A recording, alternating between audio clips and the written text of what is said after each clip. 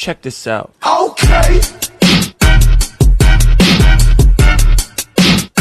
I look good. Okay. On the street and I got my swag on. Okay. Get the money, gotta get my bag on. Okay. Triple back. It was a quiet morning at Gideon and Crystal's house when Crystal's first contraction hit. Gideon, alerted by the discomfort on her face, rushed to her side. As Crystal felt the tightening in her tummy, Gideon quickly helped her into their car. Laglag na pa daw na ako.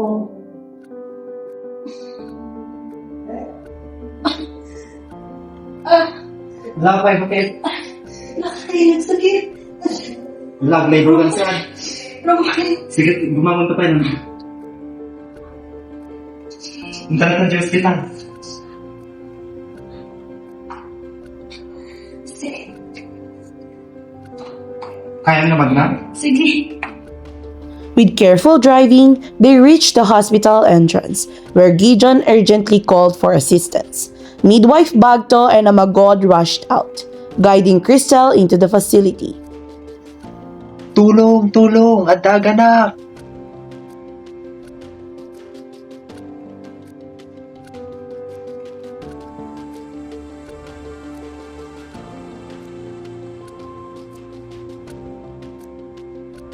Once settled in a chair, the nursing team conducted an interview, took her vital signs, and formally admitted her for labor. Crystal Castillo. Did you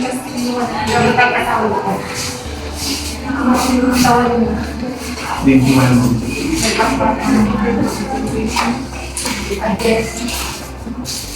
Bularaw ka din sa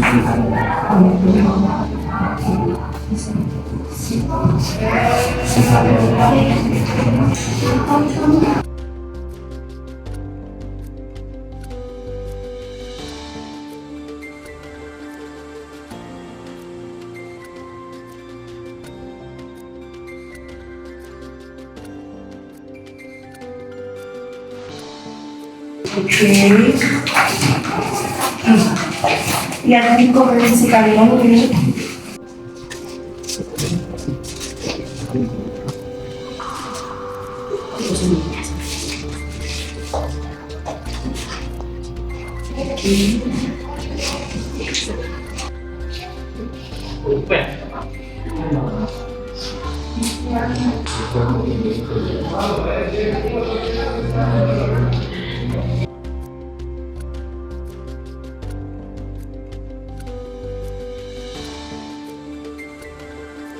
In the labor room, Crystal rested as contractions continued. Midwife Coling, accompanied by Midwife Saladaw, who recorded the process, prepared for Leopold's maneuver. She first ensured Crystal's bladder was empty, a critical step for accuracy, then performed the maneuver to assess the baby's position. Nasakit pa ba? Masakit ka rin dyan, makartawanan ni baby eh. Kahit nandiyan mo.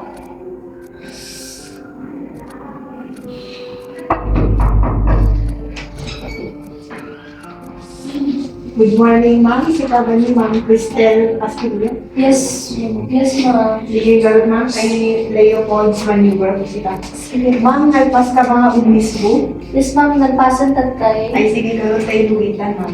Sige. Ma'am, i-Leopold's maneuver ko sika, tapno maamuan tayo jay position T baby, ma'am. Sige. Sige, garot ma'am, tayo luwita yung T, i-Leopold's maneuver.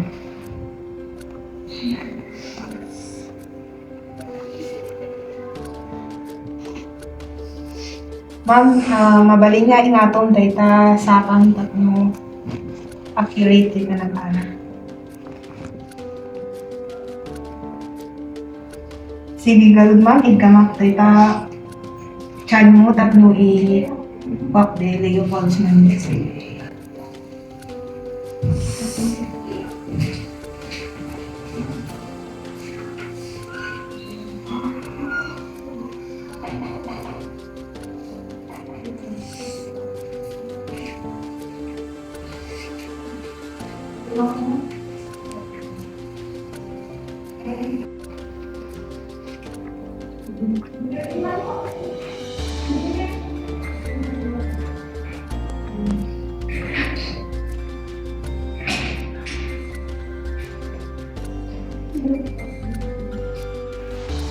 ko, mga anak man fetal heart rate ni baby, ta makita na normal yung organ.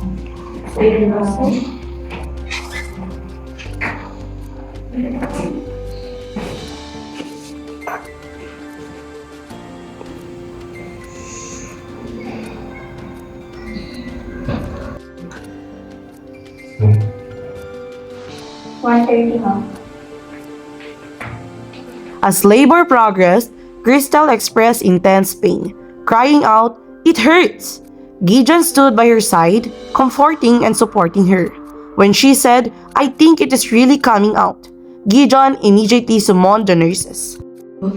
Aray ko lang natin sakit. Wait lang. Malpas nila kahit na, malpas nila kahit na. Sige, lumamakit hindi kayo patay dito sila. Ay!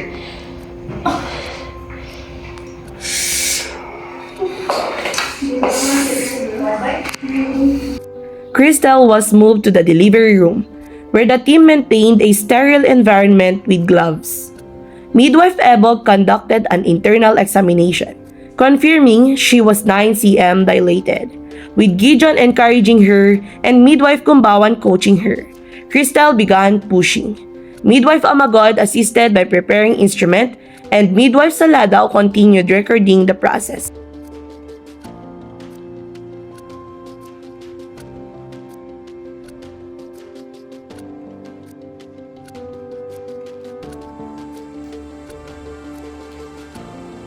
Hey, Marjorie, please! O, mother, i-check na naman mga CM ng ni baby. Okay, CM mo, natatan yung ulo ni baby. Nabalinan. Sige, ma'am. Sige, ma'am. Kami, ma'am. Ma'am, handcuff. Sige, dito ka, ma'am. Kayang data. Handcuff. Sige, natatan yung ulo na, ma'am. Sige, dito ka pa. Sige, ma'am. Kaya mo yan. Handcuff po ka, ma'am. Baka dry data mouth mo, ma'am. Kayang data, ma'am. Kayang data. Ma'am, dito JT, ma'am. Tapos dito kagalati presa, ma'am. Sige, ma'am. Nagtawa si baby. Sige, push. Sige, sige, mother, kaya kita. Itin mo. Push lang. Sige, tatayo mo lang. Sige, push. Sige, push lang. 103. Okay, baby up. Then 32. May. After several pushes, the baby was born. Midwife Onalan immediately wiped the newborn, while Midwife Ebog performed cord clamping and cutting. Suddenly, the team noticed the baby was not breathing. Midwife Onalan requested resuscitation, and the team swiftly initiated basic newborn resuscitation following the proper checklist.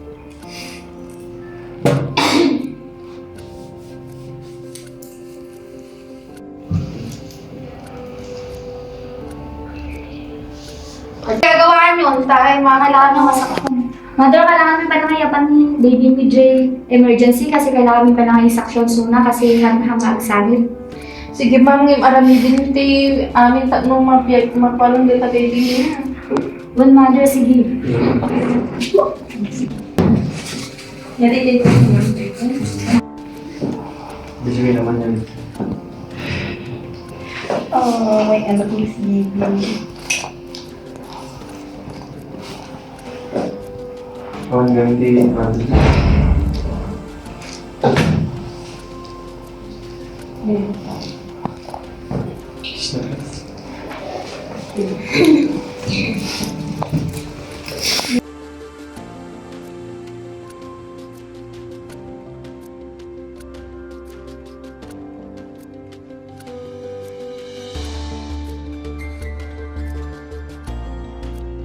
Onalan performed pumping, Ebog observed, Giyawan assisted, and Goling recorded the process. After diligent efforts, the baby cried an encouraging sign. Ebog then checked the newborn's vital signs, measured her body, and tidied her, with Saladao still recording. After which, They cleaned the resuscitation area and make sure that all the equipment is ready to use for the next birth.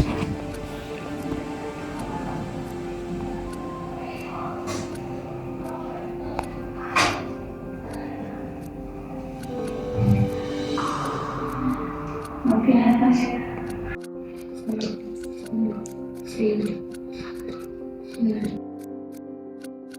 Negative breathing.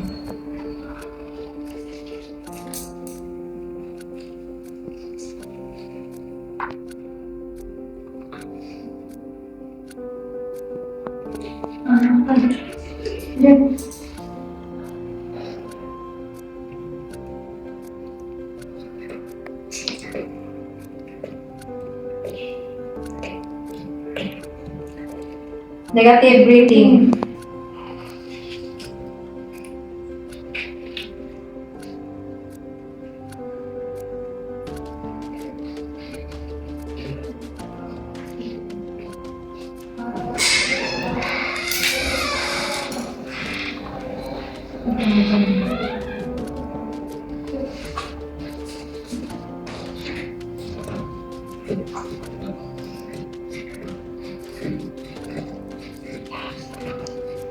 Cek sa kita, ikutin. Tangan, ikutin.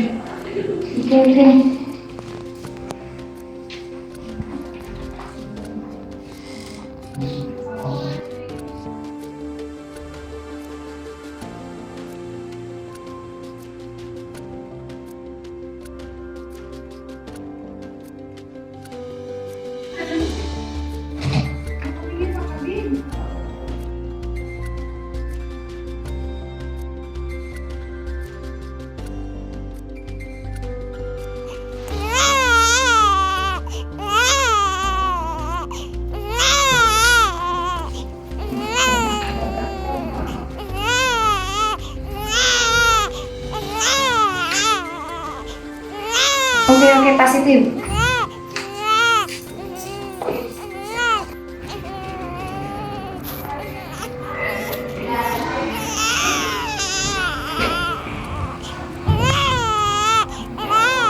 Okay, 2.7.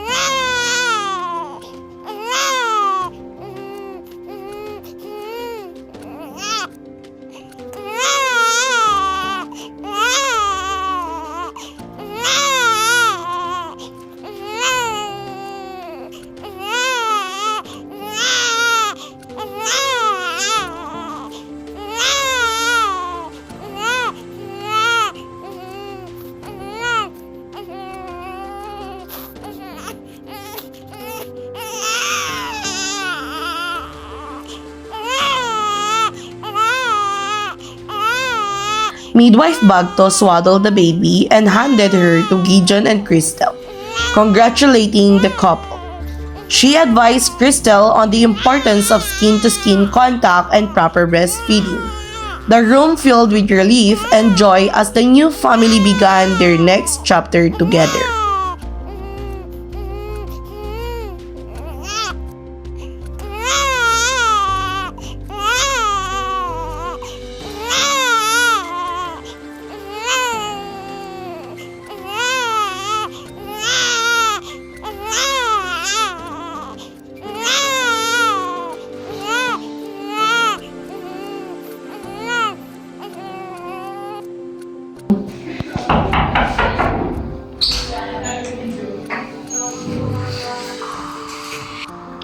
Hello, sir. How are you?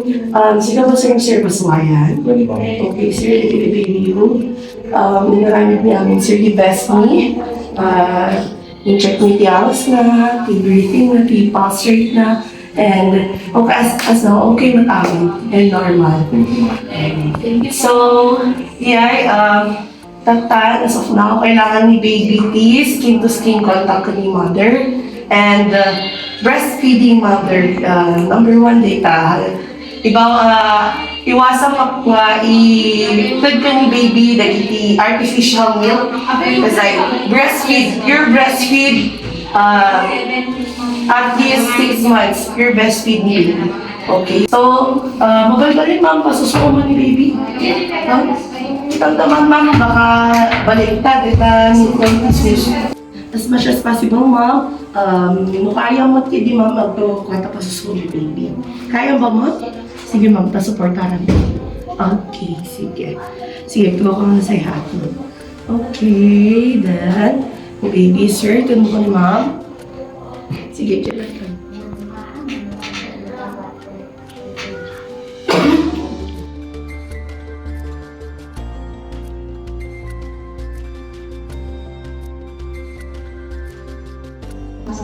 Nagkit bagay niya. Ganda. Kaya pa yung karami ito ba isa? This roleplay highlights preparedness and teamwork in labor and delivery, from the timely home response to seamless hospital coordination. Every step required precision. The team's adherence to protocols, bladder emptying and sterility ensured safety, while calm collaboration turned crisis into success. Most importantly, it shows quality maternal and newborn care depends on collective effort. Basic newborn resuscitation is the art of saving tiny lives, turning fragility into life with skilled actions.